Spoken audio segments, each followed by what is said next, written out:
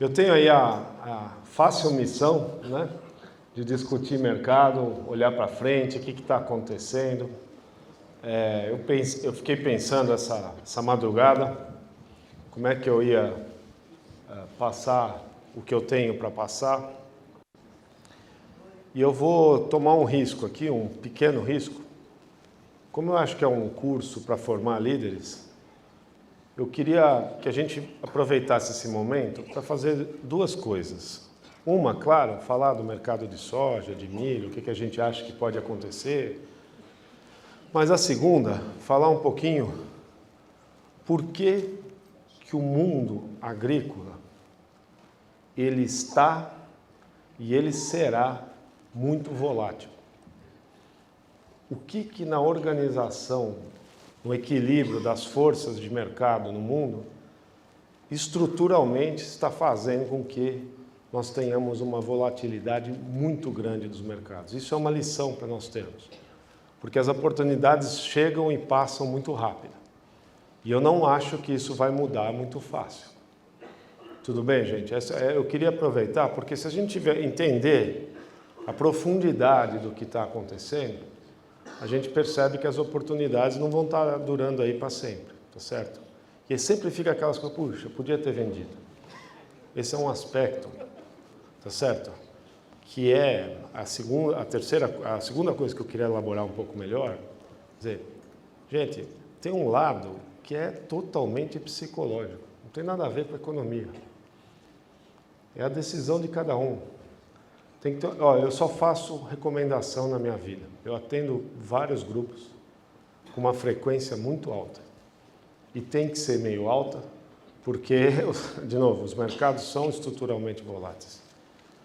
A gente tem um lado que é saber o que está acontecendo no mercado. O outro é se preparar psicologicamente para isso. Tá certo? A gente tem que ter... Vai ter momentos, puxa, vendi mal. Tá certo ou não? Vai ter momentos, vendi muito bem. E isso vai ser a regra, não adianta. Porque é muito volátil o nosso negócio. Então a gente tem que ter uma frieza psicológica que é muito difícil de ter. E o momento mais difícil de ter frieza, na minha experiência de acompanhar muitos grupos, é quando os preços caem. Parar a perda, ou o que os americanos chamam, desculpa o anglicismo, de stop loss, é a decisão mais difícil de alguém que lida com comercialização. Porque a gente sempre acha que vai voltar. E às vezes não volta para os níveis que estavam. Tudo bem, gente? Por quê? Porque os mercados são extremamente dinâmicos. E uma coisa que eu aprendi na minha vida como economista: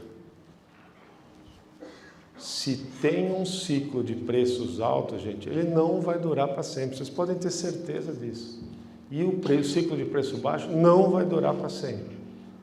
O mundo responde aos incentivos de preço. O mundo agrícola tem uma capacidade de resposta muito maior do que a gente possa parecer.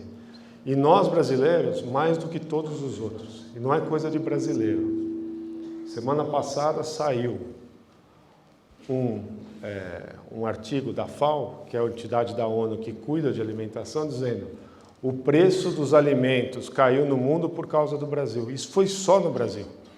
Foi o Brasil que derrubou o preço. Por quê? Porque depois de 3 anos de preço espetacular, nós respondemos com uma oferta extraordinária. Nós aumentamos, gente, em um ano, 50 milhões de toneladas. 50 milhões de toneladas é o que a Ucrânia exporta no ano cheio. A Ucrânia é a 4ª maior exportadora de grãos do mundo. Levou décadas para a Ucrânia chegar numa exportação de 50 milhões de toneladas. Então, quando a gente percebe a frequência, o que está acontecendo, a gente começa a ter consciência que as coisas serão voláteis. Vamos olhar, gente, para tudo o que aconteceu conosco. E eu quero fazer uma coisa, que eu não quero falar só de soja e de milho. Eu quero que vocês percebam que todos os mercados agrícolas são influenciados por variáveis macroeconômicas que não tem nada a ver com o mundo agrícola. Vocês desculpem que eu tenho uma cabeça muito matemática. Eu conto minhas histórias através dos números. Então, se cansar, essa apresentação está aí, é de vocês, tudo bem ou não? Quem quiser olhar depois, quem gostar de números e quiser olhar um pouco Mas eu queria começar com esse quadro. Esse quadro tem as posições dos fundos não comerciais. Se eu for operar em Chicago ou em Nova York, qualquer um que vai operar nesses mercados, ele é classificado.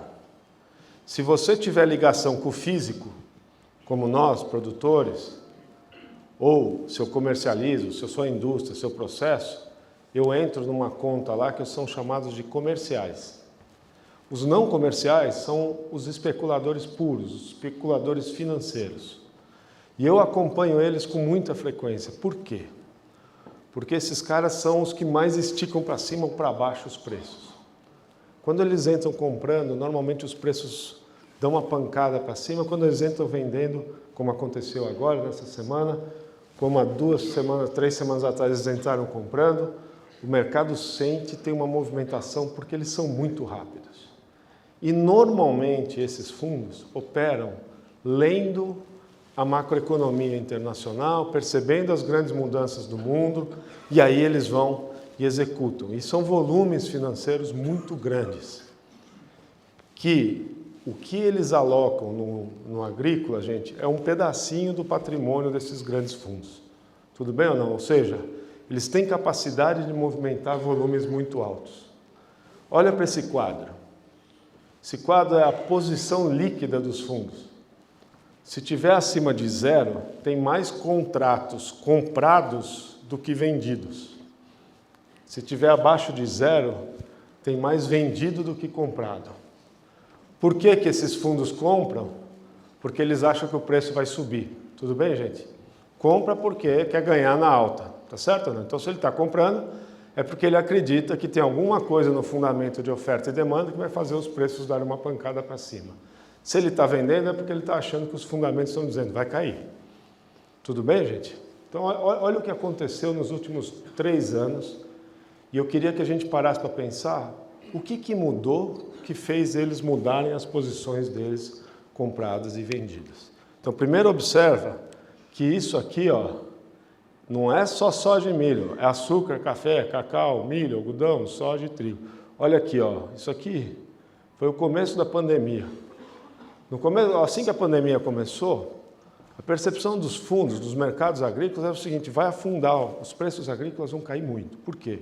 Porque o mundo vai entrar numa recessão muito grande, as pessoas vão ter que parar de trabalhar, vai ter uma queda de consumo gigantesca que vai afetar inclusive os preços agrícolas. E aí o que os fundos fizeram? Vende produto agrícola porque vai cair. De repente, assim que a pandemia começou a andar, e eu cometi esse erro, esse foi um erro que eu cometi.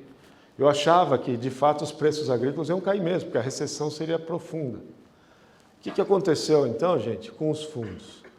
E, rapidamente, a gente percebeu que as pessoas, de fato, o desemprego veio, de fato, a economia começou a esfriar, mas as pessoas mudaram sua cesta de consumo. Como elas não saíam de casa, como elas não consumiam um monte de outras coisas, elas concentraram seus gastos. A renda era menor, mas eu vou gastar em comida, bens de higiene e bens de saúde. Tudo bem, gente? Então, o que aconteceu foi o contrário. Assim que a pandemia foi ficando claro para a gente, com 3 meses, os preços agrícolas começaram a subir porque a demanda, a procura por alimentos cresceu muito. As pessoas passaram a valorizar mais a alimentação dentro de casa, estavam trancadas dentro de casa, e assim a gente começou a ver que o consumo de alimentos subiu. Depois de 6 meses da pandemia, começaram a sair as notícias que as vacinas estavam chegando. O que os fundos fizeram? Olha aqui, ó, compraram a posição mais alta da história. Nunca antes esses fundos tinham comprado tantos produtos agrícolas, porque eles tinham a leitura correta, que o mundo voltaria a crescer com as vacinas, os governos tinham gasto um volume absurdo de dinheiro, né, transferido para a população, justamente porque queria tirar a economia do marasmo. A gente aprende em macroeconomia que as ferramentas, os instrumentos para você fazer a economia crescer, o desemprego diminuir, a gente usa o macroeconomista tem 2 ferramentas a seu dispor para tentar estimular a economia. Ele tem uma ferramenta fiscal, que é o governo gastar mais, dar renda para a população e fazer a população andar, e ele tem uma que eles chamam, a gente chama de uma ferramenta monetária, que é tornar o dinheiro barato, baixar a taxa de juro, tá certo, gente? Para zero, para estimular a produção, para que as pessoas produzam mais, para que a economia volte a funcionar.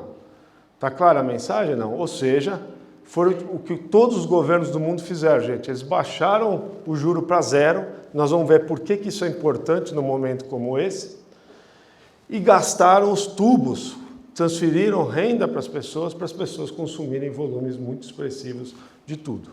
Tudo bem? A economia voltou a crescer, olha o que aconteceu então, os fundos ficaram comprados lá, ó, 21, 22. Percebam, por favor, que no segundo semestre de 21 eles começaram a vender. A gente não percebeu tanto porque o real ajudou um pouco, mas eles começaram a desmontar a posição. O que aconteceu naquele momento? E ali, gente, aqui é um divisor de águas que a gente não percebeu por causa da guerra da Ucrânia. O que apareceu assim que as economias começaram a crescer muito? Começou a aparecer uma doença que os economistas tratam com muita consideração. Apareceu a inflação. O mundo estava crescendo, a inflação começou a subir no mundo inteiro, Estados Unidos, Europa, com inflação de 12%, 13%. No começo, os bancos centrais do mundo não subiram taxa de juros. Eles não queriam que a economia esfriasse, porque, para alguns economistas, a inflação estava acontecendo não é porque as pessoas estavam comprando demais, mas é porque a pandemia tinha desorganizado a produção de um monte de coisas e tinha um problema de oferta, não era de demanda. Então, se eu subir a taxa de juros, eu vou piorar, porque eu tenho que estimular as pessoas a produzirem mais, não menos. Pessoal, está fazendo sentido o que eu estou falando ou não? Então, a inflação vem vindo e começa a subir e ninguém tinha muita certeza se isso era porque estava quebrando, né, os processos de produção, o adubo subiu, o químico subiu, porque não tinha produção, porque as coisas estavam... Ou se era porque a economia estava muito acelerada. No segundo semestre de 21, começou a ficar claro que os bancos centrais do mundo iam subir a taxa de juros porque a demanda estava muito aquecida. Os fundos, então, começaram a vender. Não venderam só soja, milho, começaram a vender tudo. Tá? Aí veio a guerra da Ucrânia. Quando a guerra da Ucrânia, a Rússia e a Ucrânia entrou, os fundos voltaram a comprar muito forte. Por quê? Porque a Ucrânia é fundamental na oferta de milho no mundo, é a quarta maior exportadora de milho do mundo, é uma importante exportadora de trigo. E a imagem, logo que a Rússia invadiu, é que eles não iam conseguir produzir absolutamente nada. Então, os mercados de grãos começaram a subir, já não estavam muito folgados, e eles começaram a subir fortemente. Só que, passado um ano, né, passado 6 meses, na verdade, deu para ver que a Ucrânia conseguiu plantar 70% de uma safra normal, esse ano vai plantar 50% de uma safra normal. A Rússia, por outro lado, produziu a maior safra de trigo da história. A gente estava morrendo de medo de não ter potássio, porque a Rússia e a Bielorrússia é 1/3 do potássio do mundo. Os russos conseguiram os canais para exportar o potássio deles. O mundo foi acalmando. Olha o que os fundos fizeram. Começaram a vender, né? Muito forte. Desmontar as posições. E a gente está vendo que eles estão ainda, né? Compra, vende. Nós já vamos discutir os problemas climáticos, gente. Mas é um nível muito mais baixo, é um diagnóstico diferente. Qual é o diagnóstico? E é isso que eu queria dividir com vocês. Gente, olha a importância desse dado, que às vezes é macro, não tem nada a ver com agrícola. A taxa de juros no mundo subiu e vai ficar alta por algum tempo. Juro de 5,5, que pode ir para 6 nos Estados Unidos, gente, para padrão de país rico, é muito alto. Se eu for tomar dinheiro num banco americano, eu vou pagar esses 5,5, que possivelmente o Fed pode até subir um pouco mais para 6, e vou pagar mais um spread de 1%, 1,5%. Nós estamos falando de taxa de juros de 7%. Isso, para quem está no mundo rico, é altíssima essa taxa. Isso aí era zero, gente. Qual a implicação prática disso? Ninguém no mundo quer carregar estoque. Ninguém quer estoque. Estoque custa caro. Isso é uma coisa que eu percebo que nós, produtores, às vezes não avaliamos adequadamente bem isso. A taxa de juros de 13,75 que a gente tem no Brasil ela é muito alta. Isso significa que se eu tomo a decisão de segurar e não vender, eu perdi 14% no ano. Vocês concordam comigo ou não?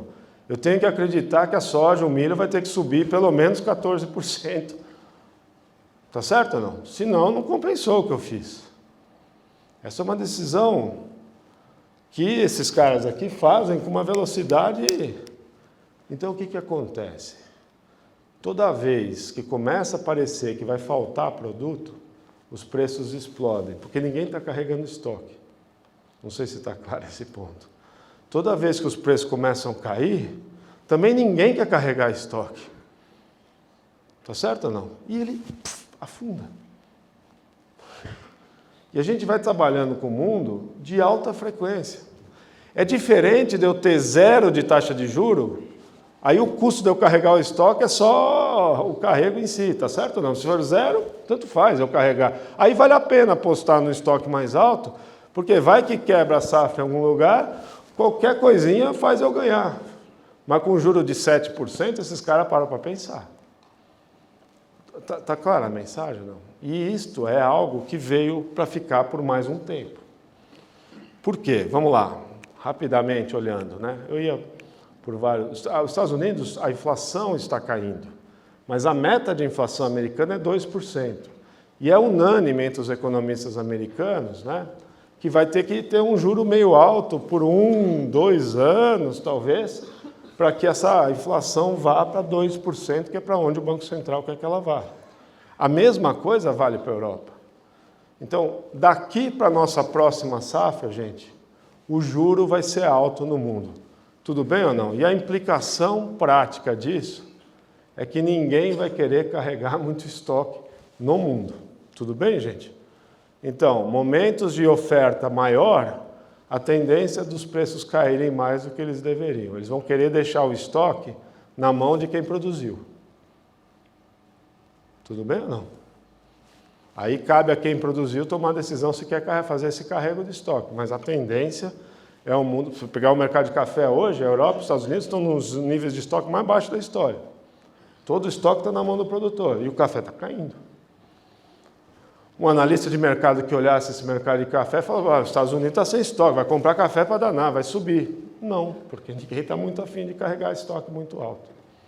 É uma mudança de fundamento de mercado relevante, quando o juro é alto. O juro vai cair? Vai. Daqui a uns 2 anos, gente, talvez, com a inflação acomodando, a gente vai ver taxas de juros muito baixas de novo. Aí esse raciocínio meu não vale mais. Tudo bem, gente? Isso eu acho um ponto muito relevante. Segundo, agora vamos pensar um pouquinho para o Brasil. Nós brasileiros, eu queria chamar a atenção de 2 pontos que devem acontecer nos próximos meses. Primeiro ponto, a nossa inflação está caindo muito rápida. Ela está caindo numa velocidade impressionante. Talvez seja o país com a queda mais rápida da inflação. E isso se deve por várias coisas, mas também pelos preços agrícolas. Os preços agrícolas caíram muito aos produtores, como todos nós sabemos, caíram muito ao atacado, mas ainda não caiu no varejo na proporção do que caiu no atacado. Eu acho que nos próximos meses o varejo vai começar a entregar também esses preços. Esses momentos de queda de preço ao produtor e ao atacado, que não cai no varejo, gente, é um problema. Porque se o consumidor não sente que o preço caiu para ele não aumenta o volume que ele consome. Então, o varejo tende a sofrer mais. O atacado tende a sofrer mais, o produtor tende a sofrer mais. A hora que o varejo começar a entregar esses preços, nós vamos ter aumento de volume. Tudo bem, gente? Aí os preços começam a ter um pouco mais de consistência. Isso ajuda, uma segunda coisa, né? Se a inflação nossa foi andando mais rápido para a meta, olha a alimentação, né? Essa linha vermelha, ó. Ela estava rodando uma inflação na casa de 13%, 14% de alimentos, está em 5,5%, e a gente acha que isso pode cair, se não quebrar a safra americana, para níveis perto de 0. Isso vai ajudar demais a inflação brasileira, né, ao consumidor, e vai permitir que o Banco Central comece a cair a taxa de juros. A gente acha que a partir de agosto aí, o juro brasileiro começa a cair. Por que isso é importante? Isso é importante, primeiro, para tornar o capital para nós, né, que vamos financiar a safra, carregar, fazer investimento mais baixo, mas segundo, tem um ponto muito relevante aqui. Se minha taxa de juros é alta e se minha inflação está caindo, o juro real, que é a conta que o investidor externo mais faz, o juro que desconta a inflação, tudo bem ou não? Ele está indo para 9%. É o juro real mais alto do mundo. Qual a implicação prática disso, gente? Entra dólar atrás desse juro altíssimo. Concorda comigo ou não? Então, olha que o investidor estrangeiro está olhando. Ele está olhando e está dizendo assim, olha, aquele país ali paga 13,75 de juro e a inflação está indo para 4, talvez abaixo disso. Se eu comprar, né, esse título, eu vou ter uma rentabilidade altíssima. Na medida que o mercado internacional começou a olhar para o governo e dizer assim, ó, saiu uma regra fiscal, eu não quero entrar no mérito se é boa, se podia ser melhor, mas pelo menos tem uma regra fiscal, a economia está indo muito bem, está crescendo, etc. Gente, está vindo um mar de dinheiro para cá. Segunda coisa que está acontecendo, nós estamos batendo recorde de exportação de produtos agrícolas, estamos com uma exportação forte de metal, tá certo? Isso está gerando um saldo comercial que é o maior da história do Brasil. Então, eu tenho dois vetores de atração de dólar. Um saldo gigantesco e um juro muito alto. Se o Banco Central começar a derrubar o juro, essa atração de dólar começa a diminuir um pouco. Certo, pessoal? Então, esse é um ponto muito relevante. Tá? A hora que o juro começar a cair, vai nos ajudar a formar preço, porque é menos dólar entrando aqui dentro. Tá certo? Mas nesse momento, enquanto o Banco Central não abaixa, a inflação começa a cair muito forte, é o momento que o câmbio de 4,80 pode às vezes escorregar mais para baixo, tá certo? Essa é a realidade que nós estamos tendo. Nunca entrou tanto dólar no Brasil.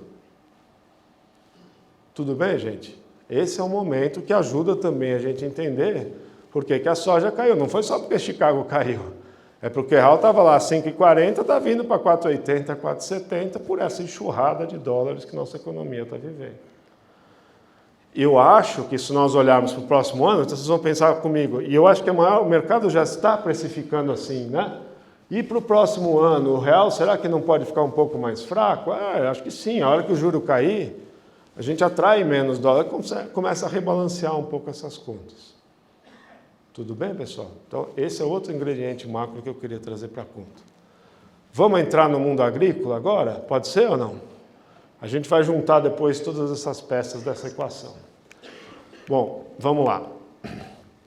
Eu acho que explicar o que aconteceu no Brasil merece um tempo razoável da nossa fala aqui.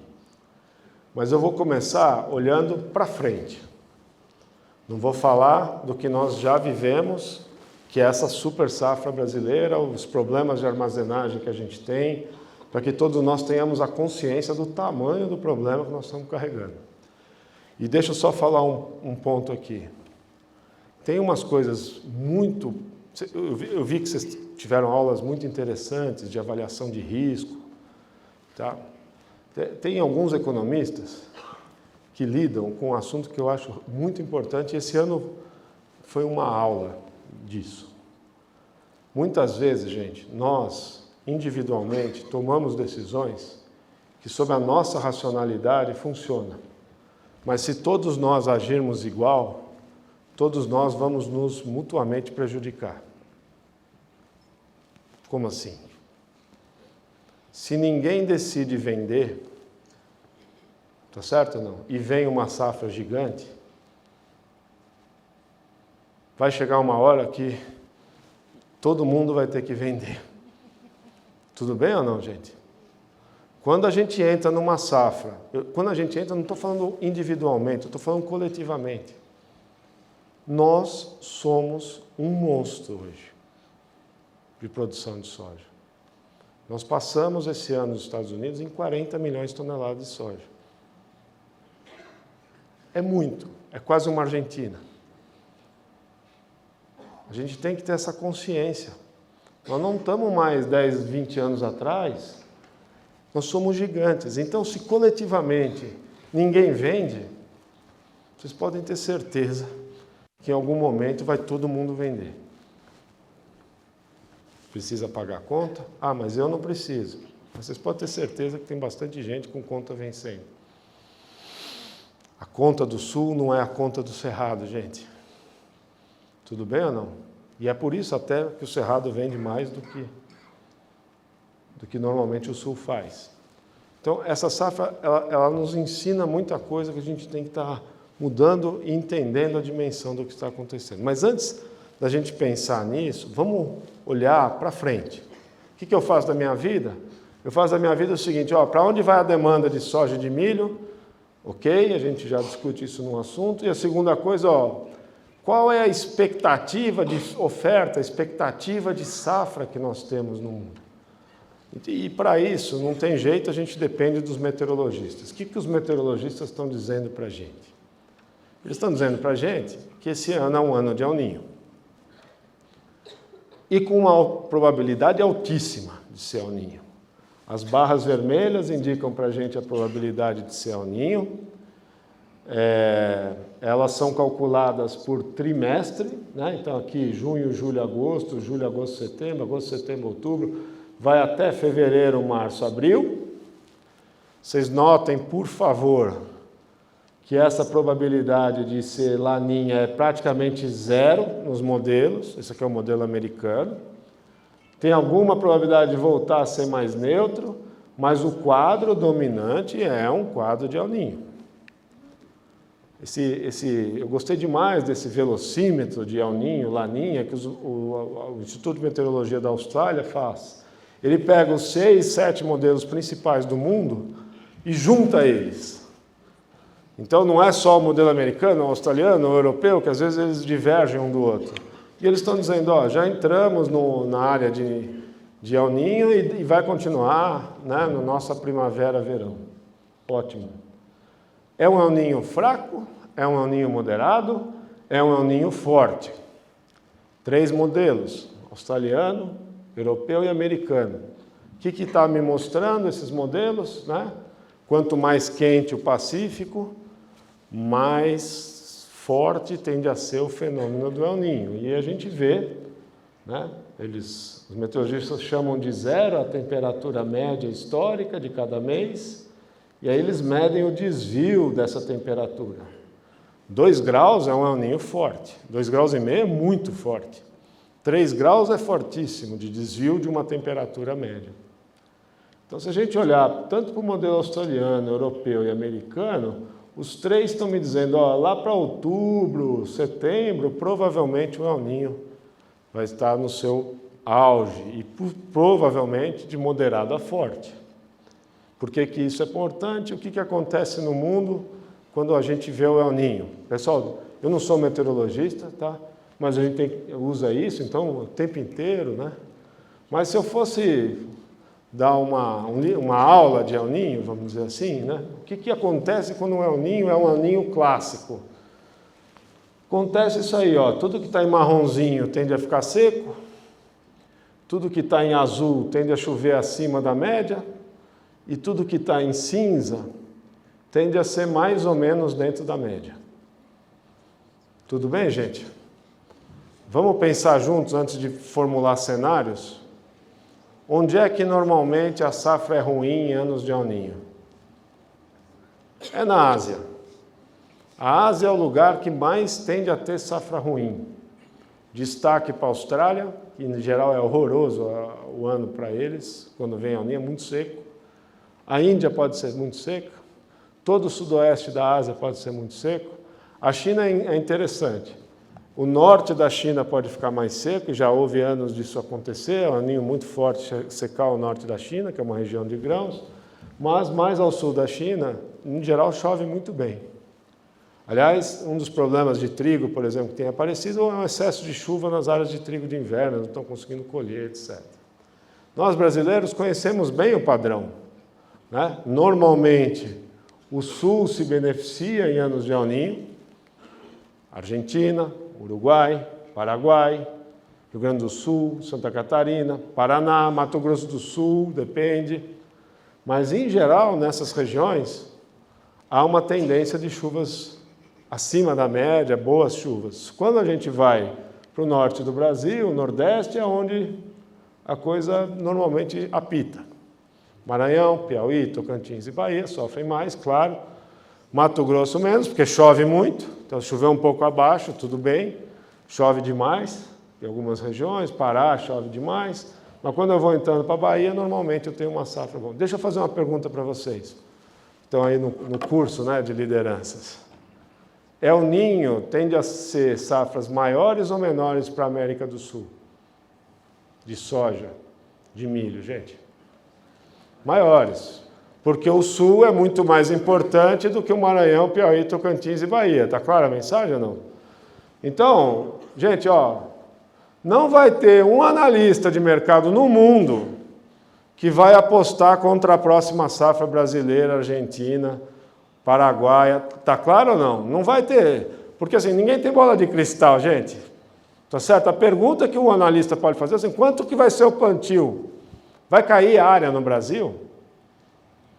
Não vai. Na minha opinião, não vai. Vai crescer um pouco.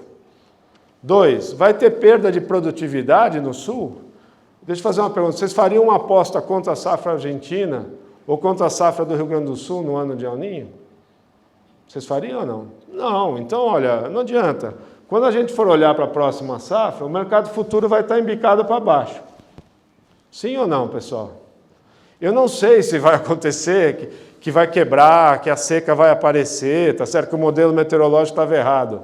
Mas até chegar lá, gente, o que eu quero dizer, até eventualmente se a safra der errado, porque o modelo estava errado, ninguém vai apostar contra a safra da América do Sul, a próxima. Tudo bem ou não, gente? Segunda observação ligada às Américas. Olha para os Estados Unidos. El Niño é bom ou é ruim para os Estados Unidos? O que vocês acham? Tem um pedaço ali do meio oeste americano que tende a ser um pouco seco. Tudo bem? Pode ser seco. E é exatamente esse pedaço que fez a soja subir 3 semanas atrás. Tudo bem ou não? E é exatamente esse pedaço que pode fazer a soja subir de novo se tiver aí 15, 20 dias de escassez de chuva. Está clara a mensagem ou não? Mas, para um bom pedaço dos Estados Unidos, é normal, ao cinza, ou chove acima do normal. Tá certo ou não? Então, assim, é difícil alguém fazer uma aposta contra a safra americana quando o ano é El Niño. Quando é Laninha, tem gente que toma esse risco. Dizer, ó, mais seco. Aí eu não vou apostar em safras recordes. Tudo bem, gente? Ninguém no mundo tem capacidade de saber se vai chover exatamente, perfeito, etc. Até porque, quando os oceanos ficam muito quentes, os modelos também, eles começam a ter uma frequência de erro muito maior. Difícil. Pode ser que o Atlântico, li uma matéria grande de um meteorologista muito bom, dizendo, talvez esse ano o Atlântico tenha o maior aquecimento em 170 anos de registro. Quando as coisas entram nesses níveis, não tem modelo que... Tudo bem, gente? Vai ser muito mais errático. E talvez o Atlântico, é incrível, nos modelos tem aparecido, talvez o Atlântico ajude a safra do Maranhão, Piauí e Tocantins. Porque está tão quente que ele pode trazer chuva e influenciar aquela região, atravessar o litoral e entrar para dentro do continente. Olha que loucura que já aparece em alguns modelos. Então, fica para a gente a lição que, ok, podemos ter problemas mais sérios de safra, tem uma coisa para ser acompanhada nos Estados Unidos. E é disso que eu queria falar com vocês agora. Tá? Bom, aqui só para mostrar como a Índia, se a gente olha aí o índice de vegetação da Índia, esse ano está bem mais seco, vocês estão percebendo? Não, o NDVI, a imagem de biomassa, né? Só para mostrar que temperaturas altas, chuvas um pouco abaixo, sabe? A gente percebe que tem um padrão, né? Você olha para a China, olha lá, ó, as regiões do norte da China que produzem grãos, vegetação um pouco pior, tá? Então, aqui eu acho que pode ter muita coisa. Infelizmente, são dois países que as informações nós não confiamos. Não tem informações, tá certo? Não. As coisas acontecem, a gente acorda e fala, ó, foi, quebrou. Mas eles escondem, tá certo? Seguram, não tem uma clareza, tá? Então, veja o quanto de volatilidade tem possível nesse mercado. De repente, a gente acorda amanhã e tem uma surpresa, que a China produziu 15 milhões de toneladas de milho. Ninguém está falando disso hoje, nem eu estou falando. Mas eu olho para isso e falo, puxa vida, será que não? Muito bem, vamos olhar para os americanos e a gente entender que diabo aconteceu nas últimas semanas e por que caiu. E aqui fica, né, as janelas que podem aparecer. Primeira mensagem, gente, ó, isso aí é a evolução do plantio de milho nos Estados Unidos esse ano. A linha pontilhada aí, tá certo? Aí essa linha pontilhada aqui é o que plantou acumulado, né? Primeira semana era 0, né? Sai de 3 de abril, vai acumulando, aí plantou, 30% da área até 1º de maio, depois vai para 55% lá em dia 15, assim vai, tá? Fechou.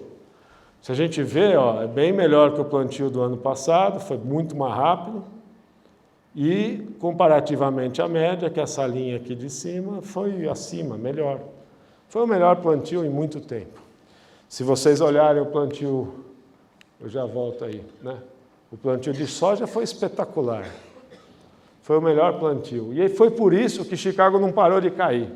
Conforme esse plantio foi acelerando, andando rápido, os fundos, gente, saíram vendendo soja, milho, trigo. Por quê? Ó, é El Ninho normalmente não é muito ruim a safra americana, um plantio nessa velocidade não vai ter neve lá no fim que pode prejudicar, porque todo ano vem essa discussão.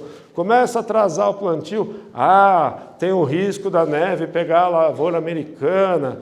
Quando plantou cedo, já era, tá? Não vai ter esse problema. Então, os fundos que estavam comprados em soja e milho, porque a Argentina tinha quebrado, estavam meio em dúvida com o plantio americano, eles saíram vendendo, e Chicago caiu, e foi para baixo mesmo. Puf, despencou.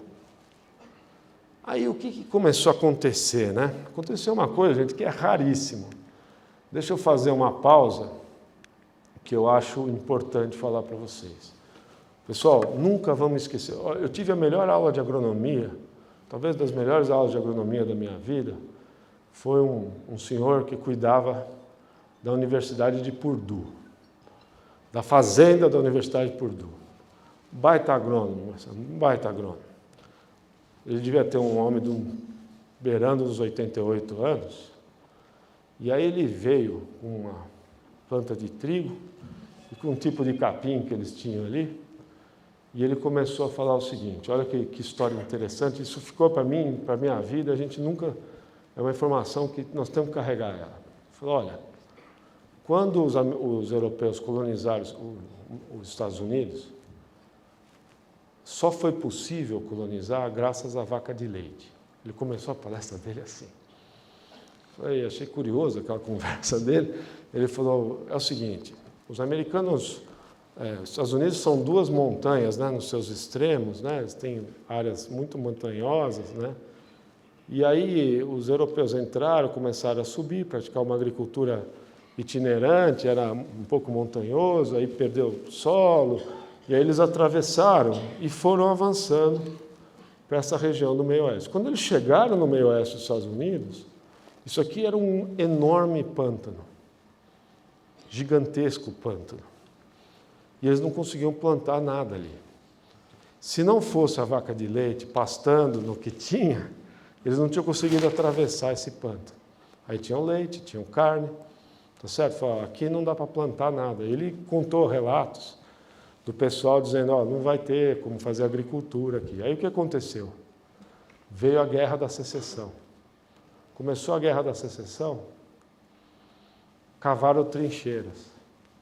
A hora que cavou trincheira, secou. E aí eles plantaram trigo, solo muito fértil. Aí esses americanos, olha o respeito que a gente tem que ter por esses caras, eles drenaram o meio-oeste inteiro. Às vezes a gente não se dá conta andando lá, mas tem tubo embaixo de tudo que é fazenda ali. Tá certo? Não? Então, nunca se esqueçam disso. Choveu, a retenção de água dos solos americanos é gigantesca. É muito raro ter quebra de safra feia lá por essa característica genética dos solos americanos. Então, eu vejo muita gente apostando contra. Está secando. Cuidado, tá? Você tem uma capacidade de retenção absurda. O que aconteceu esse ano? Por que Chicago subiu e a soja subiu até pouco tempo atrás? Muito raro o que aconteceu. Conforme esse plantio foi feito precocemente... estou indo para o lado errado. Conforme esse plantio foi feito precocemente, a emergência das plantas foi mais cedo. E por uma razão muito rara, não tinha tanta neve, a parte superior dos solos americanos estavam secos. Se a gente pegar, olha que interessante, né, como a tecnologia nos ajuda, estava vendo a apresentação excelente que o Arthur fez, né? Eles começaram a divulgar o soil moisture, né, a umidade do solo, nos 20 primeiros centímetros do solo e depois nos 0 a 100. Isso aqui, semana passada, estava marrom escuro, não tinha água. Então, o que começou a acontecer? A plantinha germinar e não tinha água. E começou a ter falha de stand. Morrer planta. Condição muito ruim. Gente, é raríssimo isso acontecer. Raríssimo. E aí a aposta de mercado é o seguinte, chove essa semana ou não chove essa semana? Se chover essa semana é um cenário, tá certo ou não? Se não chover essa semana é outro cenário. E na semana seguinte? E se ficar 2 semanas sem chover? 3 semanas sem chover? E Chicago ia explodir. Tá certo ou não? Vocês não estão errados. Começou a subir, falou, uma semana a mais de seca vai ser um desastre. E como é que a gente avalia isso, né? Por que Chicago foi subindo? Os americanos fazem um trabalho espetacular de acompanhamento das lavouras. E olha aqui, ó, eles classificam as lavouras, né, em muito ruins, regulares, boas e excelentes. E aí publicam aí qual é o percentual de lavouras boas e excelentes. E a gente começou a ver, semana a semana, que isso aqui só fazia cair. Eu coloquei aqui para vocês, ó, o ano de 2012, que foi a pior safra das últimas 3 décadas. Tudo bem ou não, pessoal? Aquela linha ali, ó, foi a avaliação da qualidade das lavouras em 2012. Beleza ou não? E começou a estar andando meio junto com 2012. Vocês estão vendo ou não? O que aconteceu em 2012? Uma quebra gigante. Foi a maior quebra de 3 décadas. E é isso que fez Chicago começar a subir, tá certo? Não? Deixa eu dar um número para vocês, que é gigante. Nós fizemos a conta de 2012, viu? Se a gente pegar de 2012 para aqui e ver quanto que a produtividade subiu e aplicar a quebra que aconteceu lá atrás, dá 83 milhões de toneladas de milho a menos. Os Estados Unidos estão prevendo exportar 53 milhões de toneladas. Se quebrar 83, é o mesmo que dizer que os americanos não têm o que exportavam, teoricamente, teriam que importar milho. Vocês estão percebendo Chicago subindo forte ou não? Aí os fundos começam a comprar. Aí Chicago sobe, alavanca e os preços vão embora. Olha a soja. Olha o acompanhamento da lavoura de soja. Olha lá, ó. Andando em linha com 2012. E Chicago, a turma dobrando a aposta. Aí deu aquela esticada, os preços voltaram para quase o que estava no começo do ano. Olha como foi rápido, não passa de 2, 3 semanas. E os fundos comprando. Aí o que está acontecendo essa semana? Ontem choveu 60 milímetros. A previsão de chuva é de mais 100 para a próxima semana. É previsão, eu não sei se vai chover. Está claro ou não? Só que a hora que vem a chuva e vem a previsão, o que os fundos fazem? Tchum! Aí o preço volta tudo o que estava. Vocês estão percebendo que loucura? Por quê? Porque, gente, se volta a chover, o que os fundos vão fazer? Ó? Eles vão, né, imaginar que isso aqui vai andar meio aqui. Ó. Vocês concordam comigo ou não? Eu não tenho dúvida que já tem uma quebra de safra contratada nos Estados Unidos. Não vai ser recorde a safra. Mas ainda é uma boa safra. Não dá para dizer que já foi. Está clara a mensagem que eu estou tentando deixar aqui para vocês? Enquanto isso, tem gente olhando lá para a nossa safra, dizendo assim, do Brasil vai vir bem, a Argentina vai vir bem. E o preço volta tudo. Alexandre, e se por acaso a previsão estiver errada e não chover? Tá certo? Vai subir de volta. 3 semanas de seca, mais volatilidade. Mas, por enquanto, não é o que os modelos americanos estão dizendo. Eles estão dizendo, vai chover. Essa próxima semana... Olha, os fundos, só para mostrar para vocês. Fiz questão de trazer aqui. Olha lá, aquele plantio maravilhoso. Olha os fundos vendendo as posições, diminuindo, voltando a comprar. Olha o milho, Eles estavam muito comprados em milho, virou vendido em milho, porque estavam apostando na maior safra da história. Aí, 3 semanas de seca, eles voltaram a comprar. Eu aposto com vocês que semana que vem, quando a gente fizer essa estatística, eles já venderam um pedação disso aqui. O que nós estamos vivendo no mundo? Tem estoque para tudo que é lado? Não, estoque tem no Brasil. No resto do mundo não está tão folgado assim. Só que ninguém quer carregar estoque. Está clara a mensagem? Não? Então, assim, se tiver a visão que a safra vai ser boa, eu não vou carregar estoque. Vende, que vai cair. Esse é o desenho que nós temos. Não sei se ficou claro a história. Então, deixa eu só fazer um ponto para vocês. Minha modesta opinião. Eu não consigo explodir Chicago, porque não parece que vai ser tão ruim de chuva. Tá certo ou não? Mas pode ser que o mercado dê essas 2, 3 semanas de menos chuva, aí os fundos entram comprando, dá uma esticada. São as janelas que eu vejo com boa condição. Tudo bem, gente? Mas contra o nosso ano de safra, eu duvido que alguém aposte hoje. Vai estar sempre meio embicado para baixo. Tudo bem? Porque o Brasil vem com outra saída. E por quê, gente? Olha o que aconteceu esse ano. Deixa eu mostrar para vocês. Só para dizer para vocês, a previsão de chuvas de 6 a 10 dias, de 8 a 14 dias, chuvas acima da média histórica. Da média histórica. Quer dizer, vai chover a média mais um tanto. Isso repõe a umidade do solo americano, elimina um problema que tinha sido a causa da alta de preço de Chicago. Muito bem. Dito isso, deixa eu agora falar um pouquinho do Brasil. A gente já volta a esses números, né? Deixa eu só achar o que eu quero mostrar para vocês. Está aqui, O que aconteceu conosco? Né? Que realmente eu achava que isso vinha, mas não do tamanho, tá? A intensidade foi muito maior do que eu esperava. Gente, a gente fez uma coisa, foi o seguinte, pegamos lá na Conab, quanto é que o Brasil, depois nós olhamos por estado, tinha de armazém em 2013. E a Conab disse que a capacidade estática do Brasil é de 145 milhões de toneladas, era 2013. E que esse ano de 23 seria algo perto de 189 milhões de toneladas. Tudo bem, gente? Cresceu aí 40 e poucos milhões de toneladas a capacidade estática de armazém no Brasil. Quanto cresceu a safra? Em 2013, nós colhemos 188, 89, e esse ano o meu número é 325, talvez. Então, qual é a mensagem? Cresceu 40 milhões a capacidade de armazenagem, tá certo ou não? Mas a safra, 140, 150, é monstro. O cobertor ficou muito mais curto. Tá certo ou não? Como é que é isso por estado?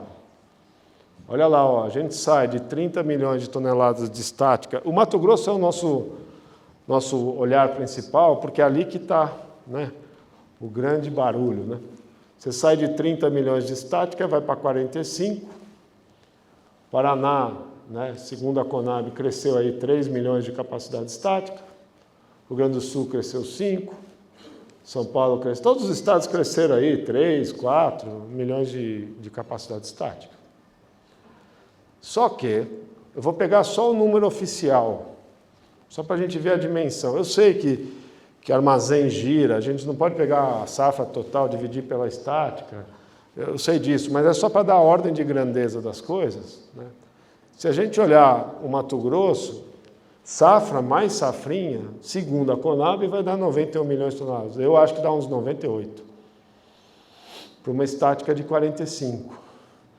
Se a gente considerar que já tinha estoque antes, vocês estão percebendo o tamanho da trombada ou não? É uma trombada. É monstro.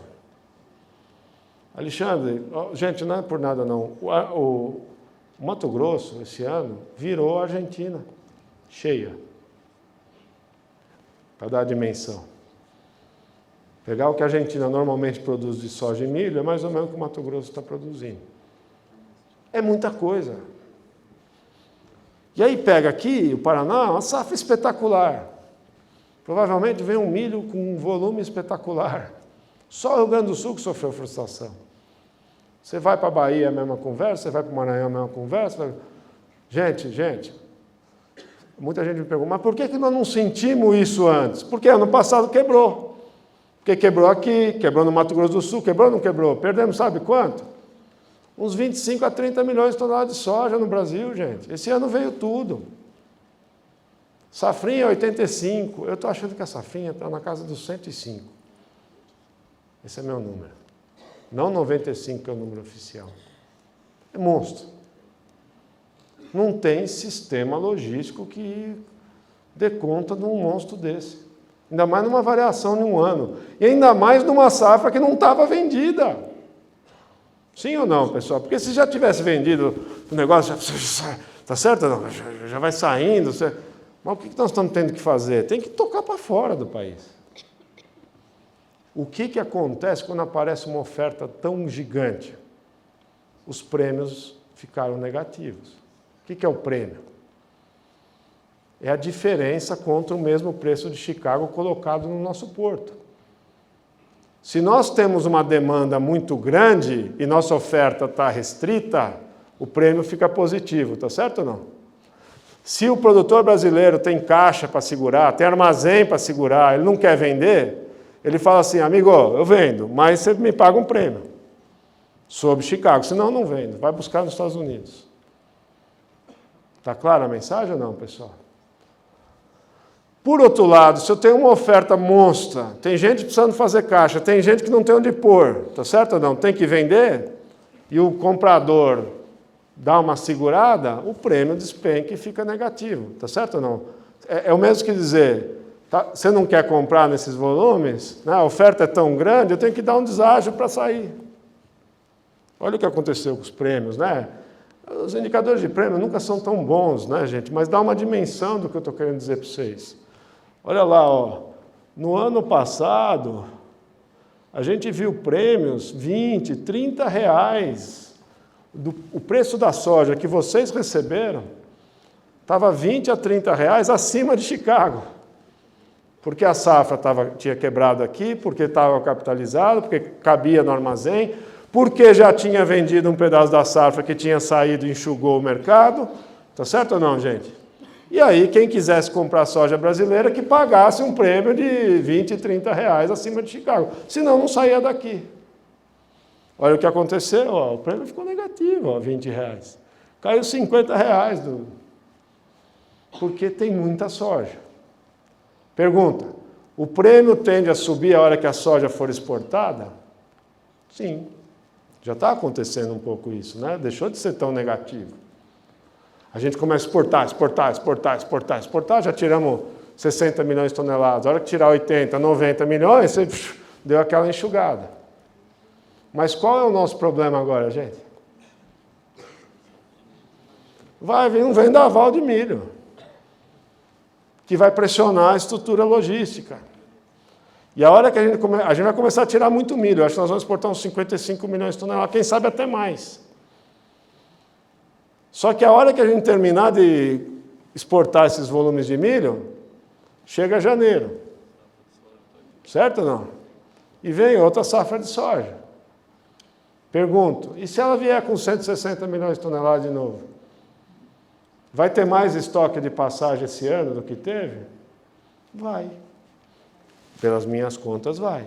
Exportando, ó, Eu estou pondo que nós vamos exportar 98 milhões de toneladas de soja. Ano passado nós exportamos 78. Eu estou falando que nós estamos exportando 20 a mais, que vai compensar a quebra da Argentina.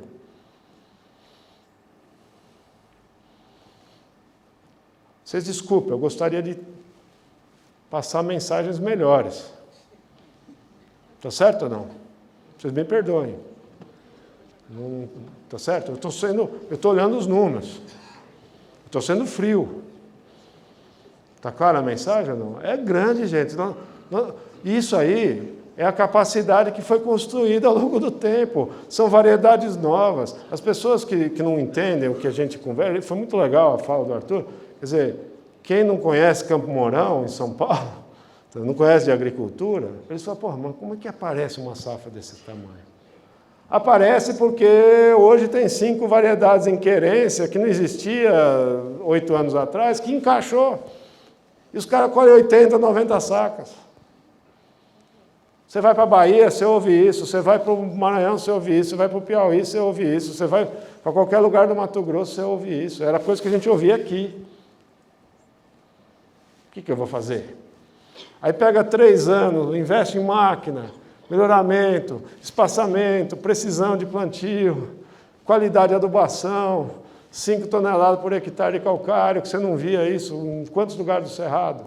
Tá certo ou não? Aí toca fósforo, aí corrige solo, aí aquelas 2 milhões de hectares que nós abrimos nos últimos 3 anos, aqueles 2 milhões de 3 anos atrás já está rodando cheio, vocês concordam comigo ou não? Começou com uma produtividade mais baixa, deu um ano, tá certo ou não? Aí ano que vem, os 2 milhões de hectares que entraram no ano passado, ele já vai estar com um degrau de produtividade a mais. Não vai? Não vai, gente. Então, nós criamos um monstro. Aí vem milho em cima, vem trigo em cima, etc. Nós não percebemos isso porque teve 2 anos de laninha derrubando as produtividades. No ano passado, nossa, da Argentina, menos. E esse ano, gente, a Argentina colheu 21 milhões de toneladas de soja. A maior seca desde 1906. 21 milhões para um país que colhe normalmente 50. 34 milhões de toneladas de milho para um país que colhe 55, que é o 3º maior exportador de milho do mundo. Tá certo, não? Então, deixa eu fechar meu raciocínio aqui. Só tem um jeito de Chicago subir, gente. Estados Unidos quebrar. Vocês concordam comigo ou não? Pode ser, gente, que a gente quebre. Eu torço que não, mas pode ser. Eu não estou aqui para dizer. Mas eu insisto com vocês, da minha experiência de vida. Ninguém no mundo vai apostar contra a safra do Hemisfério Sul num ano de El Niño. Até que o clima diga o contrário, se disser. Tudo bem, não? Então, assim, ó, daqui até novembro, ninguém vai dizer que a safra nossa vai quebrar, tá? Não vai ser por aí que Chicago vai subir. Chicago pode subir porque a Ásia está com problema. Tá certo ou não? Ou porque os Estados Unidos estão com problema. E deixa eu falar uma coisa para vocês. Eu fiquei uns 10 dias sem dormir. Sem dormir. Porque eu sei o tamanho do que estava acontecendo. Se não tivesse vindo essa chuva nos Estados Unidos, vocês iam ver Chicago. Se tivesse mais 2 semanas de seca nos Estados Unidos, vocês iam ver Chicago. Se vocês tivessem 3 semanas adicionais de seca, aí consolida. Aí já era, aí dava um salto, mas a chuva entrou. Vocês estão percebendo o nível de risco que nós estamos discutindo aqui ou não? Então, quando a gente pensa em comercialização, a gente tem que ter o pé no chão, tá, gente? Porque, óbvio, se chover é um cenário, se não chover é outro cenário. Tá? Agora, a gente vai ficar no strike ou canaleta 0,80, em termos de fundamentos de comercialização, eu não consigo trabalhar assim. Vocês me desculpem, eu não trabalho assim. Tá certo? Não, isso aqui é... A gente tem que aprender com esses movimentos. Como é que nós vamos consertar isso nós brasileiros? Nós vamos precisar de uns 3 anos de investimento em armazém para conseguir na minha conta. Vocês concordam comigo ou não, pessoal? Ah, não, tem silo bolsa, a gente tem paliativos. Mas aí vai vir armazém, vai construindo, a gente construiu uma base muito grande, aí consegue absorver, né? tem que estar preparado para se capitalizar, para aguentar segurar isso também, tá certo ou não, pessoal? O que eu vejo de bom para a próxima safra? Gente, ó, sabe aquela história? Eu não sei se eu já estourei o tempo. Só para terminar minha fala, que eu acho que tem um lado muito importante. Se é verdade que os preços fizeram uma curva, observem, por favor, o que aconteceu com os fretes. Nós estamos voltando, na minha cabeça, gente, 2 anos, 3 anos. Os preços, eles voltaram do ponto de vista do que eu vou receber, mas voltaram do ponto de vista do que eu vou gastar. Se eu olhar para a margem, daqui para frente, ela não é a melhor que vocês já viram, mas ela não é ruim. Tá certo? Não? É assim que os preços se reacomodam. Olha o que aconteceu com fretes marítimos, né? Que eu peguei do Báltico, tem mais informação. Ó. Os preços estão rodando no que eles estavam antes da pandemia. Se nós olharmos para o preço da ureia, ela voltou, né? Os preços, é claro que é volátil para danar, mas voltou para os padrões lá de 2020. Você olha para o preço do MAP, ele voltou para os padrões lá de 2020. Você olha para o preço, né, do cloreto de potássio, ele voltou lá para os padrões que estavam antes da pandemia.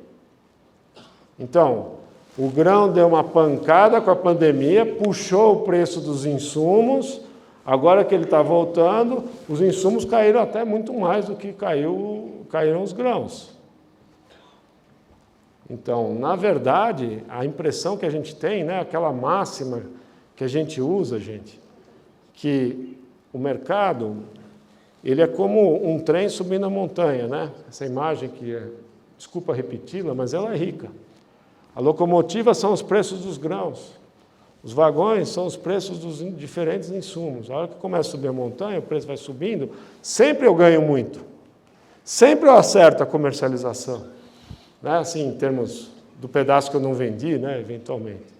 Mas eu estou sempre correndo, né? O preço do produto está correndo na frente do preço do insumo. Então isso é bom. A hora que vira que é o problema.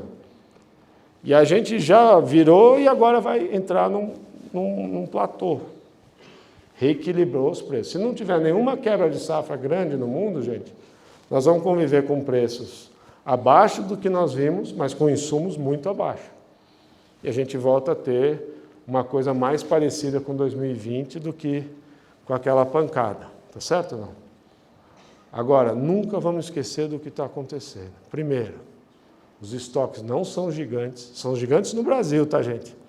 No mundo como um todo, não. Se tiver quebra de safra relevante em país relevante, vai começar o rally de novo. Está clara a mensagem ou não? Vai começar de novo. Vai começar a dar pancada, os insumos vão subir, tá certo? Mas vocês podem apostar que vai vir a volta também, se isso voltar a acontecer. Não é o meu cenário base. O meu cenário base é uma safra americana boa, não excepcional, como o governo americano vinha falando. Tudo bem ou não? Mas também eu não trabalho por deu ruim. Poderia ter dado ruim, deixa eu deixar bem claro, tá certo? Fiquei sem dormir. Poderia. Poderia de novo ter dado. E pode até dar. Quem sabe o agosto é seco, numa hora de enchimento de grão, tá certo ou não, gente? Pode ter volatilidade pela frente da gente. Tá certo? Isso pode voltar. E se aparecer, aproveitem. Essa é a minha opinião. Certo? Não fica esperando voltar para os 180, tá certo, gente? 200. Pote de ouro no fim do arco-íris, tá certo? Cuidado. Não acho que tem, não acho que tem fundamento para isso, tá?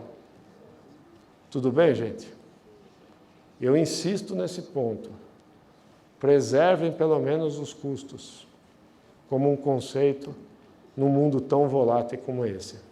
Tudo bem? Eu não tenho bola de cristal, sou melhor do que ninguém, mas eu percebo, assessorando os grupos ao longo do tempo, essa trilha tem que estar mentalmente preparado para ela, tá certo ou não? Deixa eu deixar bem claro isso. Isso é um equilíbrio interno. A gente sempre quer ganhar mais. É da nossa natureza. É do ser humano, tá certo? tem que ter equilíbrio para aguentar ver que você vendeu pior do que alguém.